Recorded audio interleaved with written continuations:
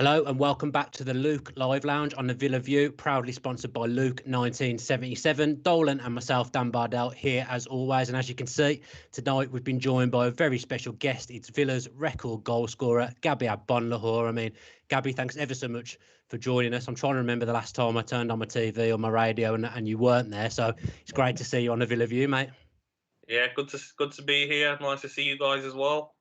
How is all your media stuff going? Yeah, I'm enjoying it. It's been about just over a year now. I've been doing it and learning every time I go on the radio or go on TV and trying to get better. But just nice to have Aston Villa's back out there as well. There's not much pundits out there that have got Aston Villa's back. They're all against us, so it's nice to have a bit of a war with the rest of the pundits for Aston Villa. The rest of social media as well. You're always having a fight with someone on social media. Dolan, good to see you as well, mate. How good is it for us to get Gabby on? Good. Hopefully, Danny Mills is watching, if he's tuning in or not. I'm sure we'll see. No, it's good. It's great. I mean, absolute legend. It's just a bit surreal having him on here. How many times did we see him score in front of the Holt end? And even the game. I remember being at Fulham away. We won 2-0. I think Gabby, you got a brace towards the end of the first half. Of course, I was queuing for a few beers and missed both goals. So, that's about sums it up for me. But no, absolute pleasure, mate. And say thank you so much for coming on. Yeah, no problem.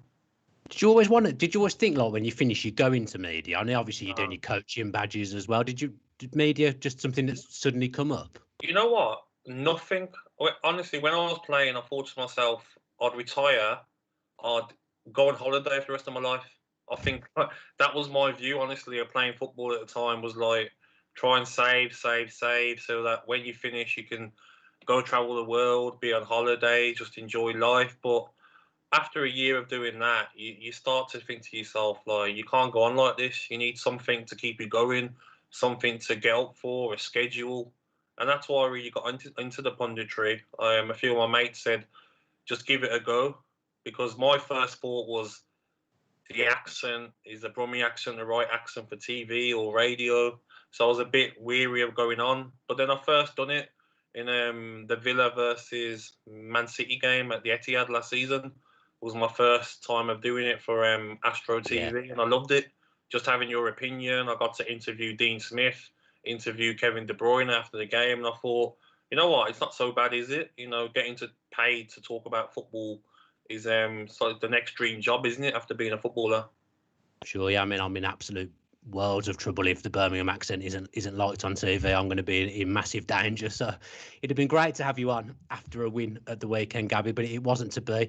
I thought we played quite well considering it was off the back of an international break, but unfortunately we lost to Brighton at home. What did you make of the game? We suddenly looked a little bit sloppy at times, didn't we? Yeah, but when I watch the game, I feel like teams will be like watching Villa a lot during the week before they play them. Teams aren't going to come to Villa Park now and give Grealish time to turn on the ball. Do you know, like, from the first whistle, there was always two players around him.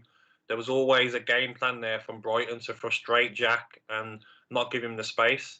The days of teams coming to Villa Park now and be thinking, you know what, we're going to batter Villa and everyone's going to attack, them are over. Teams are coming apart now. Let's frustrate Aston Villa, not give them any space in behind to counter-attack.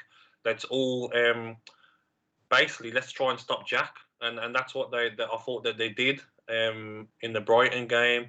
They had sometimes more than three players were around him, and he I feel like as well, Barkley coming off in the game sort of didn't help because Jack coming to the middle. Traore was on the right, wasn't he? Trezeguet went to the left. Jack wasn't in his normal position that he was playing in. So I think we seemed a bit less balanced for me in the game. I would have preferred Hourihane to come on instead of Traore because before Barkley Hourihane was one of our best players. So for me, it was a natural to come on for Barkley, play as a number 8 with McGinn, keep Jack on the left, Trezeguet on the right, and it keeps the balance. So for me, it was a tough game, but I feel like on their day, Brighton can cause a lot of teams problems. Yeah, they've got some good players, haven't they? Obviously, Tyreek Lamptey at right wing back's absolutely sensational. I know he got sent off, but he had a really good game. Just on Jack and that move into the middle, Gabby. we went away from all the good things that he's been doing, all the dangerous areas he's been picking up the ball and causing teams trouble. He got kind of caught, not in no man's land, because obviously he's still always going to affect a game, but he just wasn't picking the ball up in effective places, picking the ball up with his back to goal and things like that. And that's not really where you want him, is it? No, I think we've been a bit spoiled as well, watching him on the left now, where he's picking up the ball and he's taking anyone on and getting past them, and he's creating space for other players. But I feel like this game against Brighton were very clever. Let's not be fooled. They played, I think it was Basuma. He didn't give Jack a yard, and their tactics were, let's stop Jack at all costs, because we'd rather the ball go to a Trezeguet, we'd rather the ball go to another player than Jack, the danger man. And that's what they would have been working on all week. When you're playing against teams with a star player like Jack, your whole lead up to the game is watching videos of him, what he likes to do.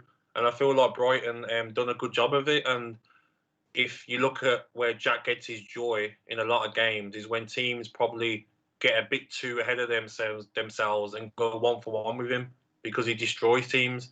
When he starts 3v1, it's hard for anyone. And then it's where, for me, other players have got to step up. This was a game where the likes of Trezeguet have got to step up. You know, Jack's got 2 or 3 players around him. There's other players on the pitch that are going to be 1-on-1 or maybe even 3 to do their stuff. Yeah, and I guess the other thing as well, it would be, Gabby, that Barkley going off, he's there now. If Jack is double marked, triple marked, Barkley's the one to pick up the space and take advantage of it, and he wasn't there. Yeah, that's the thing. Barkley can do similar things to what Jack can do. He can get the ball, he can dribble with it, he can take people on, he can score with both feet, he can run with the ball, assist. And I think that was the problem. I think Traore come on. I think he started in the number 10, didn't he? Then drifted out right, but it didn't look like he was up to the speed of the game yet, which is going to happen. He's new to the Premier League. He's not had a run of games yet. I'm sure we'll see better of him in the future. But for me, it just seemed like the sort of game where get Hourihane on. He's got a threat.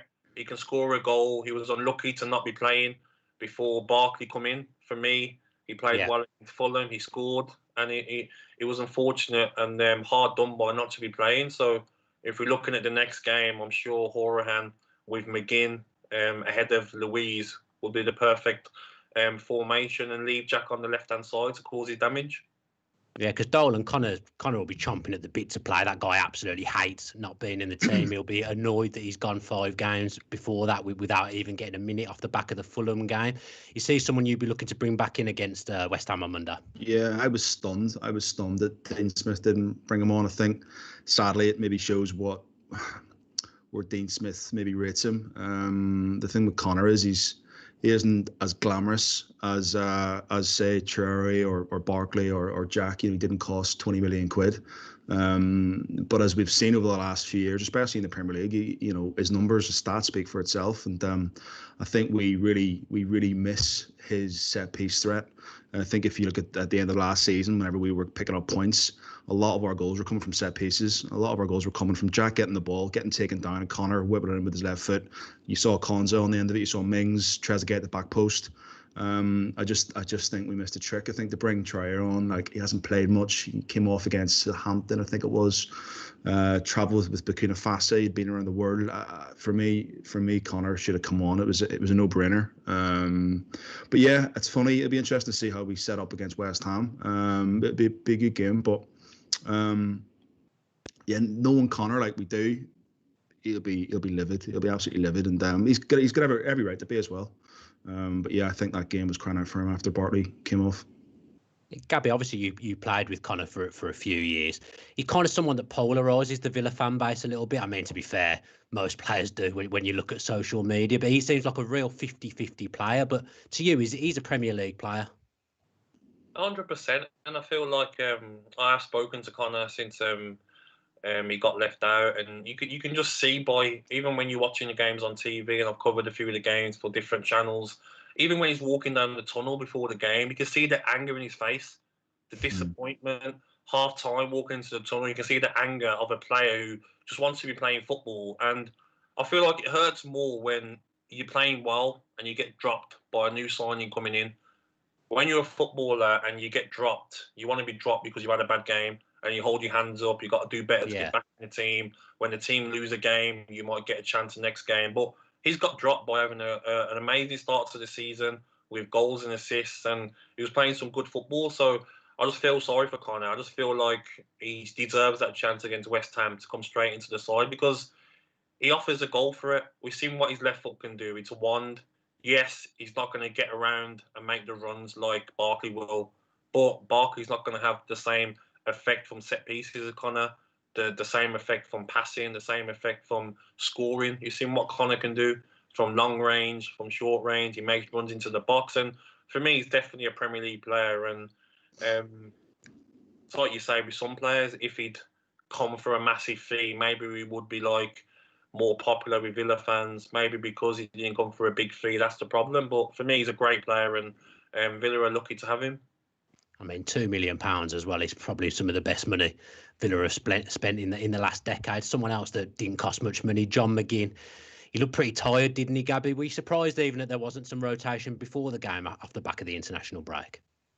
Yeah, but it's hard because, like, I said this on the radio the other day, Martin O'Neill one season played the same 11 for 38 games.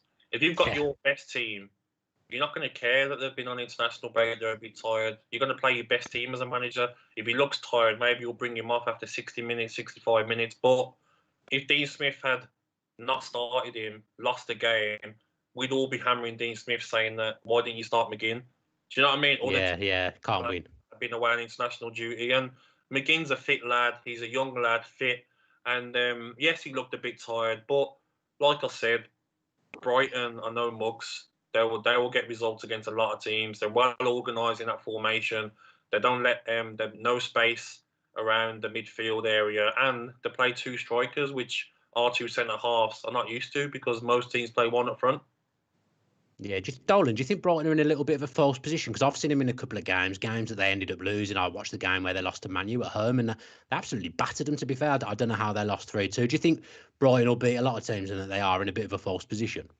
Yeah, I mean, they play good football, but I mean, they up until they kind of developed Park this season, they were lacking up top. But I thought their two best players were probably Mopai and Welbeck. And again, like our last few home games, we've gifted teams goals. And again on Saturday, we were just the master of our own downfall. I don't know why Mings and Collins were so high up. I don't know why there was two men around.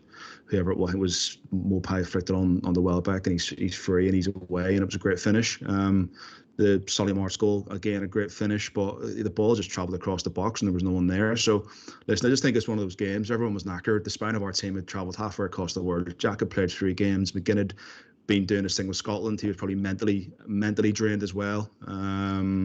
Martinez, Luis, and this is the problem. Whenever you have a team that are successful and players that get called up for the countries, and when you're not blessed with a big squad, as Gabby said, Smith isn't going to not start those players against Brighton. I just think we look tired, and I fancy us to bounce back on Monday night.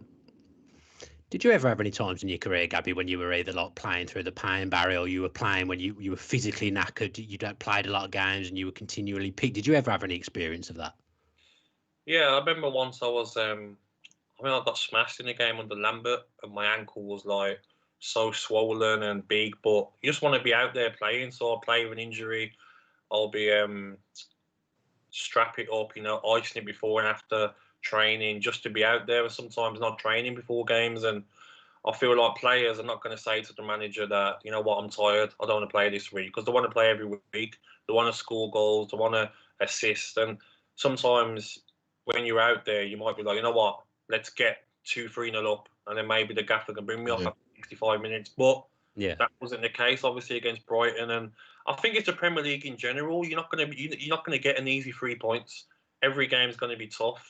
And I feel like looking from that game, even from the start of it, it was a team who's sitting back, not letting any spaces around the team for our attacking players to get on the ball. And I think it'll be the same against West Ham. West Ham are renowned for their everyone behind the ball, counter-attacking football. So I think Aston Villa have got to try and find out now a way of trying to break these teams down, because at Arsenal, it was a bit of a counter-attacking football, wasn't it? And similar to Liverpool game, Now they need to maybe try and like work on how to break teams down, and maybe players even trying to move positions across the pitch to break teams down, because I think it will happen a lot more at Villa Park, because other teams will look at Brighton's results and look at Southampton's results and try and do exactly the same to get a result.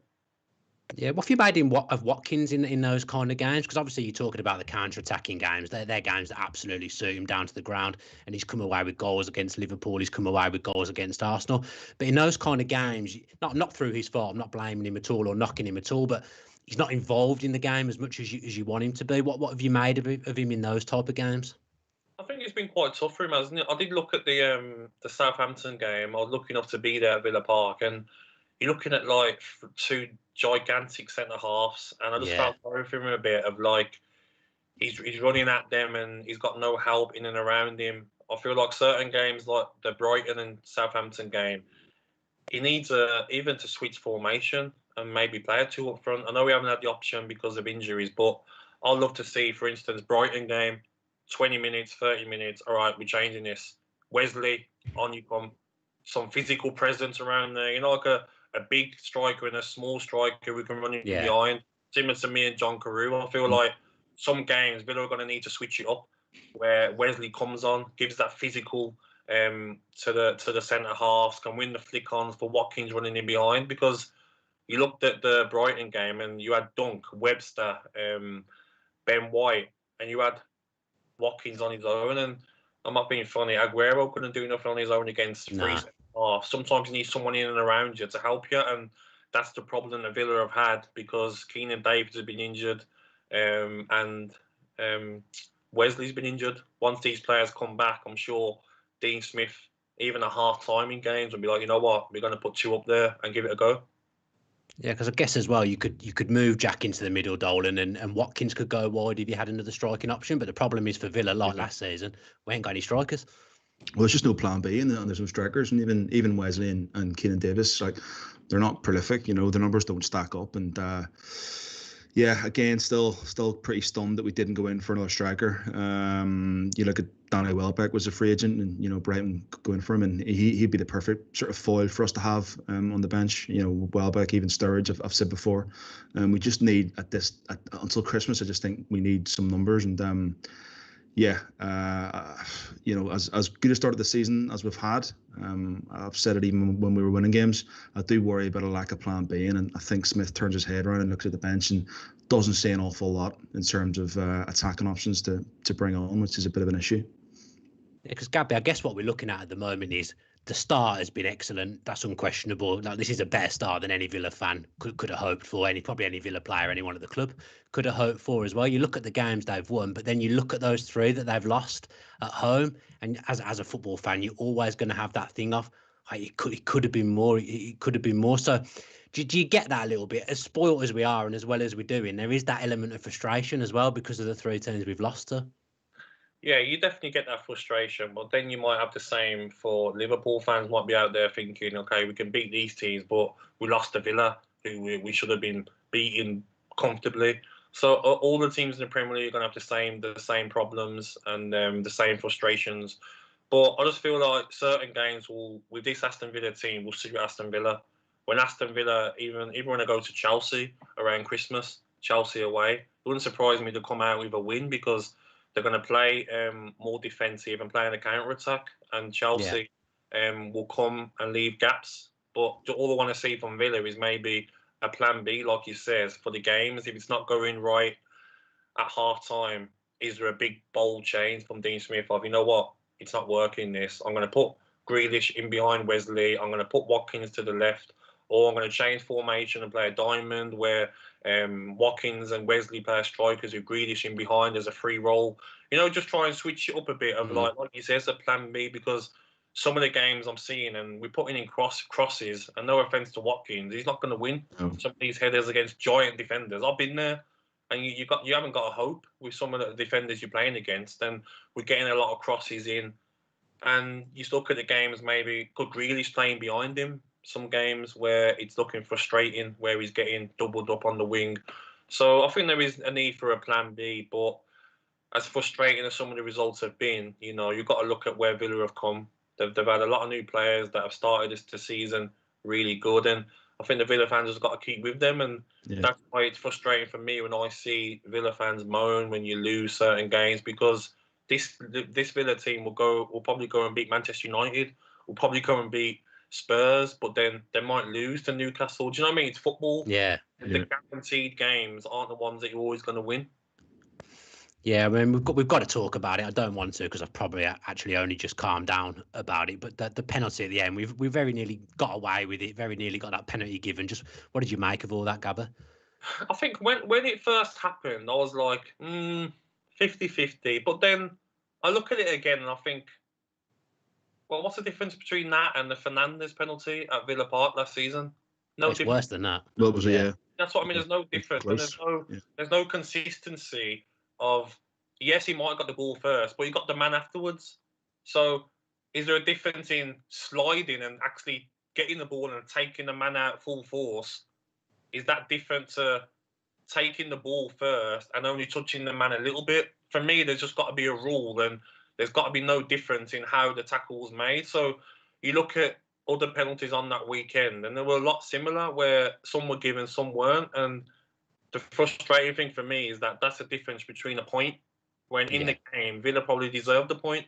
So it's really frustrating, and it's just annoying because it's another referee in the VAR centre having his decision when the referee that's seen it give it. It's honestly, it's so frustrating to talk about all the time. It's one of them ones as well, isn't it, where we've seen very, very similar penalties like that given for Salah, for example, Fernandes. When you were playing as well, did you ever get the feeling that the big teams, they're the ones that get the decisions and we weren't getting decisions because we were Villa? I know we're against Brighton, so it doesn't really work, but do you know what I mean? Yeah, I used to laugh with John Terry sometimes because if you ever watch Villa versus Chelsea, JT would run from his own half to come and like hammer the referee for a decision and then get it. So like the top clubs used to get it. Manchester United, when I got took out from Vidic and it's a yellow, it's a guaranteed red card. So it always happened over my career, and it got very frustrating. And I think that's what's happening now. You look at the West Brom incident on the weekend. That's a guaranteed penalty, but it's not given because it's Manchester United, and it's frustrating in football. And I don't think it will ever change, to be honest. And it will get worse when there's fans in the stadium, because a full Old Trafford is going to get a decision rather than an empty Old Trafford. Yeah, I mean, you made me laugh there with the John Terry thing. I was just thinking back to a game at Stamford Bridge. I think we lost 2-1 under Lambert, and John Terry was basically in goal in the last minute. I don't know if you remember it, he like handballed it about 3 times, and no penalties given. Well, I want to touch on the Trezeguet thing that I says. I think what I said, I said, but it was just a bit frustrating for me when, like, in a game like that, in a Premier League game, you can't miss them chances. You know, like the left-footed shot. I'll understand if it was like a tough shot and he gets a shot off and he misses. But for me, you got to take them chances in the Premier League, and that's the difference sometimes between a win, a loss, or a point. And maybe I should have worded it differently. You know, maybe said Trezeguet's got to do better there. But I'm new to this Twitter thing. Do you know what I mean? I'm not sure what I'm writing sometimes. But I've always said though, when I'm doing punditry, I'll never be like jokers like Stan Collymore who are like will hammer Villa players. I'm never going to be that guy because I've been through it from people like that, people like ex-players that have hammered the team, and I've been on the receiving end of it, and it's not nice. It affects the players. It makes the players, because players will look at social media after games. Believe it or not, they will look. They will see the trending on Twitter. They will see what comments have been made for them. So it's not nice, and I'll never be that pundit that ever hammers my team. So even if Villa lose 4-0, I'll try and get the good parts out of it and say, could we do better there? Unlucky. I'm never going to be that Stan Collymore that used to hammer Villa back in the day. So I do apologise to Trezeguet, and maybe I could have worded it better. I guess it's just when you write a tweet, for someone like you as well, you write something and it's out there. And even if you were to get rid of it, you didn't mean it like that. People are screenshot it, it's still there. So I guess, I think it's one of them, isn't it? It's a bit frustrating because Trezeguet's got the attributes to be like a great player. I mean, you look at his game and he's got the most energy in the team. He works his socks off defensively. He's always tracking back. He can take players on. But then for me, it's like the final third. It's like he gets in there and it's the wrong cross. When he could pull it back, he crosses it. then it might be an erratic shot and that finish with the left foot. So it was a bit of frustration for me of being a Villa fan of like, if he just tidies up them parts of his game, he could be an outstanding player. And I think most Villa fans would agree. And even Dean Smith will probably agree that maybe that's something that they're working on with him. I think he's been probably our best player this season. I think, as Gabby says, I do think he's sometimes misses that end product, but his work rate's been absolutely outstanding. And even his build, he seems to have really filled out. He seems to be, he's a big unit.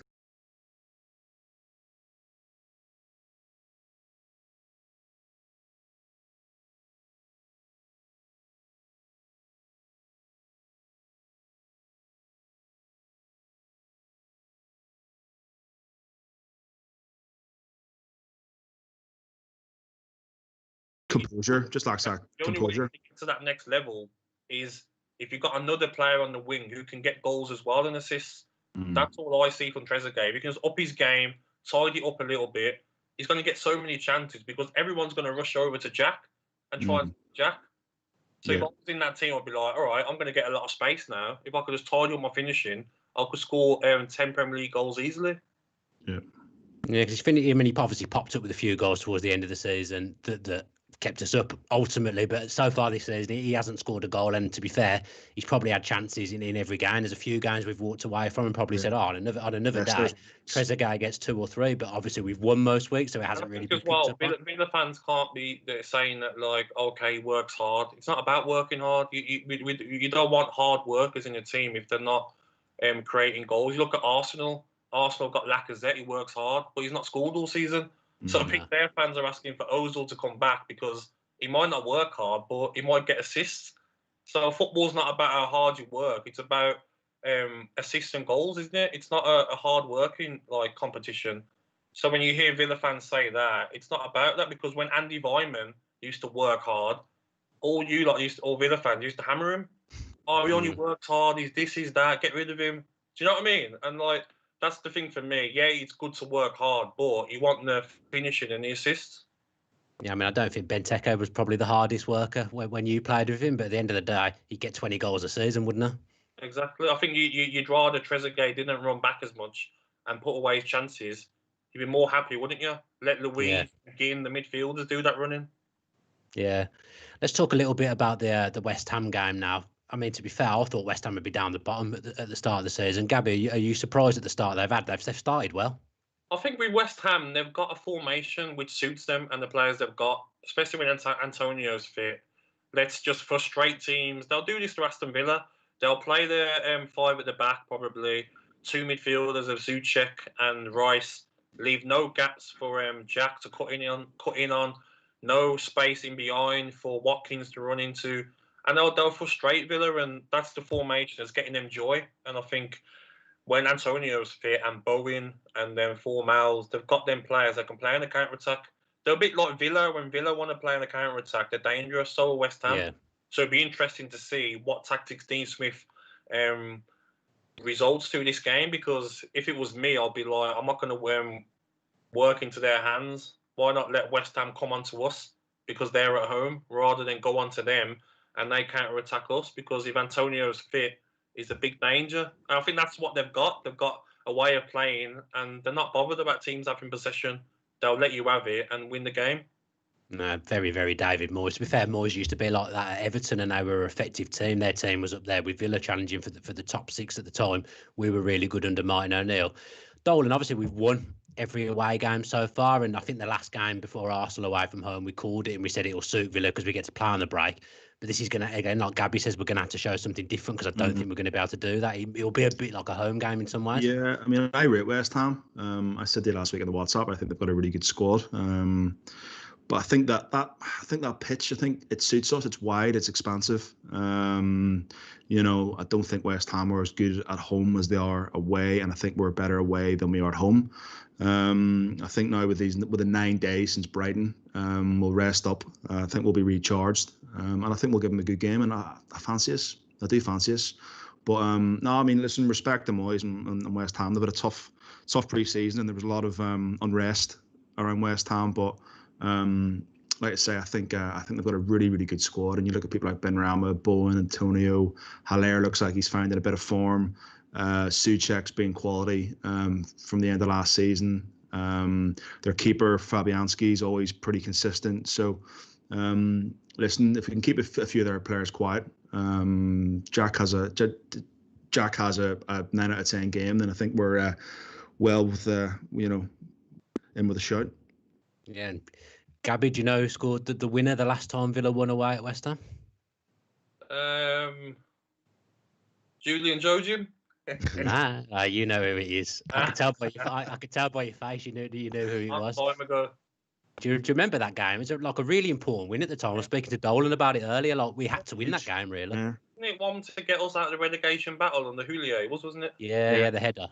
I remember it was a frustrating time for me. I wasn't playing much that season because Darren Bent come in, didn't he? Yeah. Yeah, I remember that game. Tough place to go, Upton Park. Really tough place. Yeah. Yeah, I mean, we're going to come on to your career now. We're going to talk about you. Hopefully that's okay, because that's pretty much all I've got left planned for the show. But just how much pride you look back with your career. Obviously, you played for England a few times. You're Villa's Premier League record goal scorer. Just how much pride you look back on your time at Villa. I think that the biggest thing that makes me proud is when I look back to being a kid and, being playing for Great Bar Falcons, the local Sunday League team, and never getting scouted. Then because I was one of the better players in school, I got scouted for the district, played in the district, scored a hat-trick, got scouted in a district game for Villa, scored a hat-trick on my first Villa game on trial against Crewe Alexander away, and then they signed me straight away. And I just think it was more all the doubters you had at school, and everyone used to say at school, you're never going to make it. No one makes it as a footballer. Teachers, no one ever makes it. So I think it's more that to even have played one Premier League game, I would have been happy with. To sort of show people that you can make it when people don't want you to, and the haters who say you can't, you can. And I think just to go on from that, being around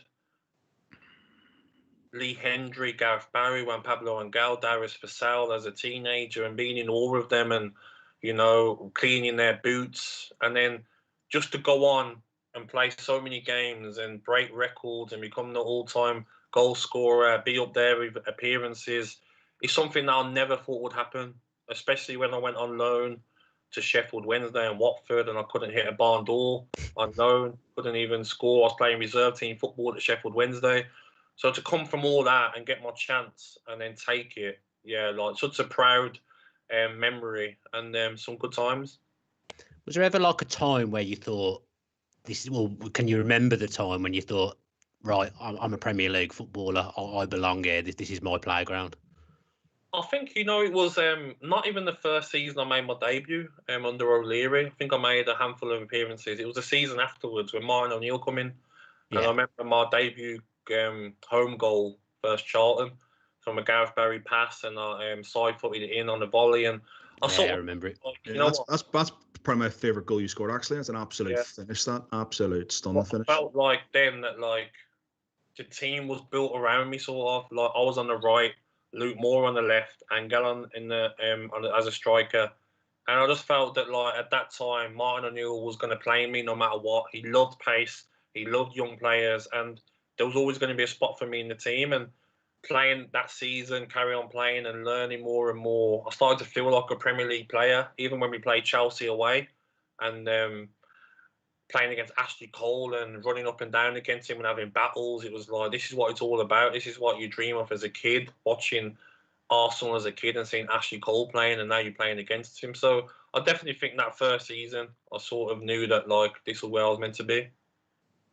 And it was such a good time under Martin O'Neill as well. I mean, to be fair, it probably hasn't got better than that since for Villa. But just what was that time like? Because as you say, everything was geared around you. You got in the England squad. You're playing up front with someone like John Carew. It must have just been an amazing time. You know what it was for me as well? It was the way I was improving year by year. The more I played against Premier League players, the more I practiced, the more I got better. When I first broke into that Villa team, I wasn't comfortable shooting my left foot. I wasn't comfortable heading. I wasn't comfortable dribbling. I'm not going to lie. I was basically a sprinter who could score the odd goal. But when you're in the Premier League, you've got to up your game. You can't just be that sprinter who he can't dribble, he can't chop, he can't shoot with his left foot. So I had to practice week in, week out, year after year, to shoot my left foot. I think I ended up scoring like a third of my goals in my left foot because I practiced it and it was comfortable. I didn't ever think to myself in an incident, all right, I've got to put it onto my right foot here. I'd always shoot with my left foot because I'd feel comfortable, even from long range. So it was more that every Premier League game I played, I got better and better by practicing and playing with Premier League quality. And I just think at that time, Martin loved me. Me and Ashley Young were like his teacher's pets. The team was built around us. We were playing every game. There were games when Marlon Harewood would come on for me and score, but I knew I was playing the next game. He would do it again. I wouldn't score for 10 games. I know I'm playing the 11th game because Martin loved me and he knew that I'd come good eventually, even if I went through a barren spell. And I think that's important in managers, that even when your striker's not scoring, for instance, if Watkins didn't score for 10 games, he deserves for what he's done so far to keep playing because you know he's going to try his best. You know he's got the quality to score the goals. And that's what you need as a player. Don't just pick me when I'm at my best. And that's what I think Martin done well with his team. I'll tell you what, as well, you did well to be teacher's pet with people like James Milner and Gareth Barry there, because they got a bit of a reputation for that kind of thing. I just wanted to ask you a bit about England, because obviously you've done the Villa stuff to death. You're always talking about Villa, but do you ever have regrets that you didn't get more caps? I don't know whether I'm remembering this right, but I feel like every time you'd get called up, you'd have an injury or something would happen. Is that fair? That I think that? No, you're right. When I first got into the England squad, I liked the fact of playing for England, but I didn't like the atmosphere at England squads. It was a bit cliquey. You had the Man United players sat there, you had the Chelsea players there, you had these players there, then you had the Villa Middlesbrough on the end. Do you know, like, it's not like it is now. Now it's like everyone's equal. When I was in England squads, it was with the best players that England have ever had, probably the Beckhams, the Gerrards, the Rooneys, the top elite players, the golden generation they call it, don't they? And I just didn't enjoy it, to be honest. I felt like I was playing every game for Aston Villa. Sometimes tired from playing every game. You're talking like 50 sprints a game, and then to go away for 10 days with your country, and sometimes you wasn't even guaranteed to come on. At that time, England had Rooney. They had Darren Bent, Carlton Cole, Emil Heskey, Peter Crouch, Jermaine Defoe. Do you know what I mean? So I was going away and training hard, doing this and that, sometimes not getting in any minutes. So some of the squads afterwards, I was like, I'm not going. I'm pulling out. Really? I'm speaking to Martin O'Neill and I'm like, I'm not going. I'm sick of going and not getting the minutes for England. And I could be at Aston Villa, you know, wrapped in cotton wool, ready for the next important games, and we're fighting for the top four, rather than going away in hard, old school Italian sessions where they're running the death of you. And it was a bit more like club before country for me at that time. And I think if I didn't leave squads, I probably would have got 16 to 17 caps, because I think I was in nearly 20 squads, but only 3 caps because I did leave for them reasons. That's interesting that you talk about that. I remember one game that you had. You played against Germany, didn't you? Yeah. You started against Germany, and I think we won. So I think Curtis Davies was actually on the bench that day as well. What was that like to play against Germany? It was quite funny because at the time it was. I remember we'd done the video before the game, and I heard all the players talking. I think it was like Carlton Cole or Darren Bent at the time. One of them was so confident they were going to start, and when Capello named the team, it was like Agbonlahor, and I was like, oh, whoa, I'm playing against Germany. And there was still the rivalry back then, don't forget. Yeah. 9, 10, whenever it was. Like, England and Germany didn't like each other, so I was like away from home, like a black, like, I don't know, like a dark stadium it was. I just remember it of like, first game I was ever nervous for. It was like, you're playing the enemy here. Like, you can't lose against the enemy. Like, everyone who's English is going to be watching this game thinking, this is England versus Germany. They're our rivals. I also remember the game, making a few runs, getting the odd chance. And yeah, the game went quite well, to be fair. And then we won the game, but that was the first time I've been nervous. Really? Yeah, I don't see you as being a guy who gets nervous at games. What about cup finals? No, I was never nervous for anything like that. It was only because it was the arch rivals. It's like, I don't know. maybe when Scotland play England in the Euros and you play for Scotland, you might be like, you know what, we're playing England. These are our rivals. We can't lose this game. Do you know what I mean? I think it was more that of like that, like, you know, everyone in England's watching the game and you can't lose. Similar to a Birmingham City game, you can't lose. It was like that for me. And that feeling of like being given the opportunity with so many great strikers at that time. And a bit of shock as well because it was only 2 hours before the game where I got told. Yeah, I was going to say as well, obviously, talking about the derby games, you had no need to get nervous for those games because, to be fair, you only had to look at a ball against Birmingham City and it ended up in the back of the net. Yeah, I think like even when I talk about these goals, I could talk about them when I'm 70, 80, and it'll be the same. Like, there's no better feeling. And you can ask Jack the same one day if you get to speak to him. Like, that feeling of that goal going in. Because what you got to understand, especially when you play at St Andrews, the abuse that you get, especially not the first game, the second game at St Andrews, because they knew what I'd done the first game and they knew about me. The second goal that I scored at St Andrews, it was like, they know who I am. They hate me. So even in the warm-up, your mum's a whore, this and that, I'll kill you, this and that. So you're getting all sorts of abuse. The stadium's close inside you. It's like you're in the Coliseum in Gladiator, and you're at a war. When you go in the changing room, you can hear the fans in the changing room. The changing room is right underneath the Villa fans at St Andrews. So you can hear the Villa fans singing songs, the Blues fans singing songs. It's such an electric atmosphere. So any player who can't get up for that game is in the wrong sport. So for me, I could have run like 20 kilometers in that game. The adrenaline going through you. And to score that goal and the second one, especially in the same part of the pitch, that adrenaline is crazy. I can't even describe it. It's like madness. And that will be the best goals I've scored in my career because they're at the Blues ground and you know you're upsetting 20-odd thousand people. You're ruining their day, their week, their year. Yeah, obviously you're a Villa fan, Gabby, so you'd have known all about the rivalry. But I guess when you played at St Andrews for the first time, did you have any idea what it was going to be like? Was it a shock to you at all, or was it just exactly what you expected, or was it far more? It was far more, far more. I mean, I grew up with the Dion Dublin headbutt, the Lee head scraps on the pitch. That sort of made me think, whoa, this is what it's about, watching them games. But when you get there, it's like, you get the ball, you're getting smashed, you're getting studs on the back of your legs, you're getting elbowed off the ball, you're getting all this, you fall off the pitch a bit, you got fans in your face throwing coins at you, saying anything they want to you. So it just brings out that the men that are playing, that makes sense, the manly in you. And like, it was mad. Honestly, if I could come out of retirement now to play one game against them for any team, I'd do it at St Andrews with a full set of fans, because I think even though I'm older now, I still have that adrenaline to go and score against them, because that feeling, honestly, it's nothing that you can ever try and like do again. Even goals I've scored in big games like Man United away, Arsenal away, nothing comes close. Even Villa Park goals against Blues, nothing comes close. Gabby, can I ask?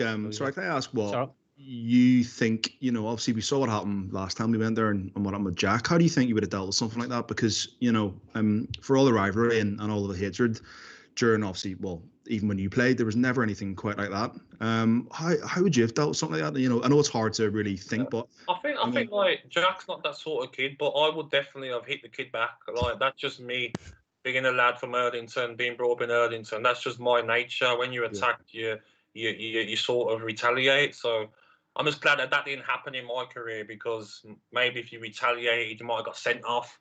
So I'm glad the way Jack reacted was the right thing. But even if it was me, or even if like it happened to one of my teammates on the pitch, I think my natural reaction would have seemed red and maybe hit the kid back or got the kid in the headlock. Do you know what I mean? It's just your natural reaction from one of your friends getting hit, isn't it? And you getting hit yourself, you're going to have that sort of reaction. Yeah, I mean, we're all sitting here with smiles on our faces talking about the goals. Dolan, which one was your favourite? Of the three big ones, you'll know what I mean by the three big ones straight away. Which Gabby goal against Blues was your favourite? I mean, suppose the header, the two headers were obviously equally as similar, but I just think that time as a bit of fun was so special. And the game whenever Forsell scored in the 60th, 65th minute, 70th minute, and then Gabby then went on to net the winner in the 81st from a Ashley Young cross, and yeah, probably that one. But I suppose I think it was the 5th against the Blues when we won 5-1. Just to rub salt, just to really rub salt in the wounds was pretty special. But yeah, but then again, the goal whenever we won 1-0, it was a pretty turgid game, and of all the players to come on and score the winner, it had to be you. So I mean, it was. That game was crazy because I remember being injured. Obviously, Steve Bruce had come back in, and I've been given a chance again after the sacking of the manager before. I had to get fit. I had an injury, hamstring injury. I come back from that, and I remember being on the bench, and I was just watching the game. I was like, this ain't a bit Villa Blues game. No one's getting kicked. No one's getting pushed into the stand. No one's like on the floor. Like, no one's kicking each other. I was like, come on, get me on. Like, to the gaffer, like, come on, I need to get on this pitch and kick someone. And the first thing I done when I come on was, I remember Craig Gardner was funny because when I ran on, he sort of shoulder barred me. I was laughing, to be fair, because he's my mate. He's harmless. But I remember running over and shoulder barging Shotton. And the referee said, give me a yellow card. I was like, already? Then I remember shoulder barging Davy Davis right by the Blues fans into the advertising boards, because that got the Villa fans up. Everyone was roaring, because I feel like when you're on that pitch in derby games, when you're a local lad, you're representing the Villa fan in the stand. If you could get them out the stand and put them on that pitch, they'd do exactly the same as what I did. They don't care. They probably want to win the game, but they want to kick someone. They want to do what Dublin done. They want to do what Lee Henry used to do and get into little squabbles, because that's the passion, isn't it? We don't like them. So when you're on the pitch, you've got that chance to do something. That's what you do. And just to get that goal at that time, after the bad time that at Villa before that 12 months, and just to, do you know what I mean? Just to even hear the whole and sing your name again after what had happened, and yeah, just amazing, really. Yeah, I think that was one of the top ones as well. There's a great picture of Jack actually on the sidelines celebrating at goal. I just think it was a really, really poignant moment, and it's funny because you sort of ran away from the whole thing. Did you know what to do after you scored? Was it like, how did it feel? Was it kind of a bittersweet in a way? Because I know you said you got a bit of stick off the Villa fans over that sort of 12-month period. Was it almost like, well, listen, I can still do this, and I'm still here, and I'm still. It was a bit it was a bit as well, a bit of sorry. Like, there's a goal. There's my apology for like what happened. Here's a goal to like give back to you, and still to have not played against them for so many years, and just what was going through my mind when I scored was like just how angry they're going to be that I've done it again. Do you know what I mean? They probably thought I was finished, but I've come out of nowhere and I've done it again. That was the funniest thing for me at the time, was like. And even Harry Redknapp after the game saying that, that'll do him for another 6 months. It was like, you'd made him so angry. You'd made Blues fans so angry. And I just think it was like, sort of like, as people might say, the prodigal son returns and gets that goal and then gets Villa fans back on side. Yeah, it made Paul Robinson angry as well, didn't he? Smash James Chester in the face after you scored. I remember that game so well because it was a shit season. The game was shit, and I remember you coming on, and I remember like everyone was kind of looking at each other in the whole end, but it was like, nah, he's not going to do it again. It just can't happen again. And then for it to happen, like the scenes in the whole end were just unbelievable. Everyone on top of each other, and as I say, it was such a shit season. After the game finished, what song was it now? Was it the Oasis song that comes on? Don't Look Back in Anger. Anger. It was then. Yeah, Don't Look Back in Anger. That song come on, and it just felt like, just like an emotional moment when that song come on. I remember hugging Jack and clapping the whole end, and I don't think you realise as fans sometimes when you're on that pitch and you're a Villa fan and you love the club, to get a goal in that game, it's like there's no better feeling. I've scored a lot of goals for Villa in different competitions, but when you score in that game, it's something special because you know that you're sending Villa fans to work on a Monday morning, happy with their blue nose workmates. Do you know what I mean? You've got bragging rights for every Villa fan across the world. Yeah, how does it feel to have kind of like passed the baton on to Jack? 'Cause I think you came on for him actually in that game, and then since then he's terrorised them, and it's like every time it's the one. If they could choose one player not to score against them, it would have been you. Yeah. And then you kind of pass that over to Jack now, and it's exactly the same, and he's scoring goals against them as well. Yeah, I think sometimes, like, as well, what fans don't realise is when you give players abuse, it makes them want to score more. Villa fans do it to Troy Deeney, and he scores against us. Yeah. We have to learn that when you give players abuse, they want to score against you more, and they will. It's something that ticks in your head, like, all right, they're calling my family this for me, they're calling me this, all right, I'm scoring, and I'm going to have the final say. And I think with Jack, that happened. The fan ran on and tried to punch him. Pathetic punch that he even missed anyway. But Jack's in his head probably thought, all right, I'm not going to react to that. I'm going to go and score the winner. And in his mind, he probably thought, whatever happens, I'm scoring in this game. And that's all similar to me. He just gives you that extra enthusiasm to score, and he'll go on to score against them, I'm sure. Even if we get him in the cup, because they're not going to come to the Premier League. So, I was waiting for that. I'm sure we'll keep scoring against them. I was going to say it might be a while before we play him in the league. Well, fingers crossed it is anyway, because I don't want to be going back to the Championship. That's for absolute certain, because I think that's the only way we will be playing them in the league. Just before we let you go, Gabby, because we've taken up so much of your time and we really appreciate you coming on. Just want to talk about when you left a little bit, because it felt like you started that season, the season, your last season, your pre-season, you were scoring goals. You won that absolutely ridiculous Cup of Traditions that was like probably bigger than you at the time. You had a really good pre-season. You scored on the first game of the season, but then just injuries just really set you back, didn't they, towards the end? Listen, like I said this a lot of times. I was going through like ridiculous pain all pre-season to keep up with the boys. I remember Steve Bruce was buzzing because I'd done a pre-season in Portugal. So early June, there was a few of us that done a pre-season. I was at the best weight. I was in the best condition. But even that, and then pre-season, like my legs just weren't the same. Like honestly, like I've never felt it before in my career. I was after training, my legs were in bits like I played a game. And sometimes I remember being a 20-year-old and saying it to some of the senior players, and you don't think it's going to happen to you, but sometimes it happens overnight at different ages for different players, and your legs just let you down. I remember I scored that goal against Hull, but most of the game I couldn't run. I couldn't repetitive sprint. I couldn't keep sprinting like I'd done all my career. You know what I mean? I feel like it's sort of like your powers are going. Does that make sense? Yeah, yeah. Season, I kept getting hamstring injuries, calf injuries, and even when I got fit, I was like training hard with the other team, and then the next day I couldn't train properly because my legs were like so heavy and so like felt like I'm gonna get injured at any second. And I think that season sort of trickled out really of like me not really playing because Keenan Davis come in, didn't he, and done well. And I'll never hold anything against Steve Bruce because he brought me out from the cold, but I just wasn't the same player. It's like when players probably come out of retirement for a year and they're not the same boxer or they're not the same. Do you know what I mean? Same runner. Yeah. That it was just sad at that time that the Gabriel Agbonlahor that everyone knew was not there anymore. The pace wasn't there, and to be able to sprint like I could in my prime. I mean, I think everyone will remember me in my prime as running the channels every second. I just couldn't get there, and that's simple as that. And that's something that after that season, that's why I retired, because I thought to myself, the career that I've had, do I want to go down the leagues, end up at Walsall? Do you know what I mean? I didn't want to leave my career in that way.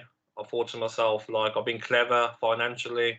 As much as I love football, I'm not going to go down the leagues. And something that I said to myself, I'll never do. Yeah, so you're doing your punditry at the moment and obviously doing very well at it. You've done some coaching badges as well. You actually did some of your badges with Tommy Johnson, didn't you? I was speaking to him the other day. He said he did some of his badges with you. Is that what you want to do? Do you think long-term coaching?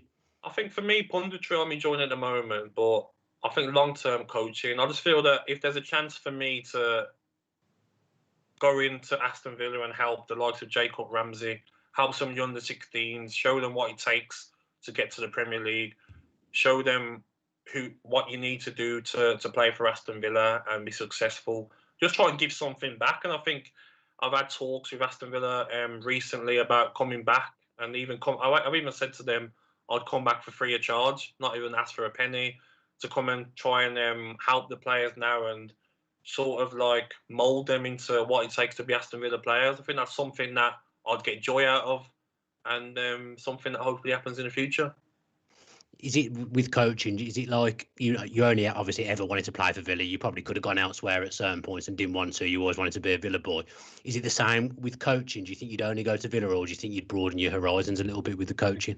I'll definitely broaden my horizons, but I think with coaching, you have to be 100% on it. You can't be going and doing a team and be like, oh, I don't want to do it today. You know, like Champions League's on, I want to watch that. So you have to be on it. You have to be like, these kids are relying on you. You've got to be 100% on it, where you want to go in every day and you can't be like trying to dodge it. So it's something that you have to go in at the right time. At the moment, I'm enjoying the punditry and bits and bobs I'm doing with the punditry. So maybe in the next year is a time where I have to make a choice. Do I carry on with the punditry and or do I stop the punditry and go into the coaching? Because coaching is definitely something that I want to do, but it's a harder route to take as well. Because you got to, I'll give you a chance. Just because you had a great career doesn't mean you're going to be a great coach or get the chances. And I feel like you need to be given a chance somewhere. So we'll see what happens. I'm like a couple months away from completing the UEFA A. So once I complete that, maybe Aston Villa's where it starts. We'll see. I believe, Gabby, you were over in Belfast doing your badges. What did you make of Belfast? Any good nights out? Everyone just loves drinking. What's wrong with them? I can't believe it. I'm trying to like coach and like do my sessions on the evening. All the lads are like, "Let's go. We're going into Belfast." It was like there was a pub where everyone goes to, and I remember going there and like I'm not quite used to that Irish way, but I'm standing by the bar with Chris Samba and a random woman will come and grab me and start doing like Irish dancing with me. I'm thinking like, it doesn't happen in England. You don't get strangers just grab you and start dancing. But that's just the way it is in Ireland. And I just started dancing with her, and then even random men were buying me drinks. It's just a happy sort of place, isn't it, Ireland, where everyone's happy. They finish work, they go out, they want to drink, they'll buy randoms drink, they'll speak to randoms, and just an amazing experience, really, because in England, people can be moody, but it's a total opposite in Ireland, a happy bunch of people. We all laugh, man. I tell you what, that sounds great at the moment, especially at the moment with all the lockdown and the tears and whatever. That sounds like a great place. Wake up in the morning and put a session on when you're hungover from 12 minutes. I'm sure you've been to training with a hangover before, Gabby, so I'm sure you had a few experiences of it. Yeah. Just before we go, we just need to say that Luke Roper at the moment are doing 25% off their Black Friday deal, so make sure you're checking out their website. And we are going to have a giveaway on Instagram as well. I'm hoping it's going to flash up on the screen because I'm going to be honest, I've got absolutely no clue what it is. There we go. Johnny May shirt. So yeah, if you head over to our Instagram after this show, we'll be telling you how you can win yourself a Luke Roper Johnny May shirt. So yeah. All that's left to do is thank Gabby for coming on. It's been a real pleasure. Thanks, Gabby. Appreciate it, man. Sorry for hassling you for a couple of weeks to come on. No problem. And sorry about the tech as well, because that was a bit of a pain getting on. But we've got through it. And Gabby, as I say, it's been an absolute pleasure. Big smile on my face talking about those goals. And hopefully we'll speak to you again soon. Yeah, anytime, guys. Look after yourselves. Cheers, Gabby. Nice one. Thank you. Cheers, Gabby. Up the Villa. Up the Villa, lads.